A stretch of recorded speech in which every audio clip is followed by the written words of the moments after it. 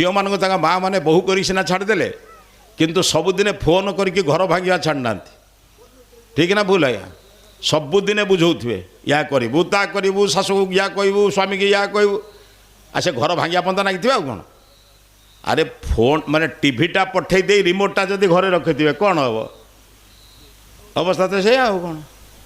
ये सीना झीटा को पठे रिमोटा को धरती जो दिन माँ भाव मो झील को संस्कार दे पठेबी किंतु मझीरे केबे हस्तक्षेप करनी ये घर को स्वर्ग करें ना आज्ञा अरे माँ बाप का संस्कार शिखी आसछंती बा मोर पड़िशा घर लोक जने मते कहला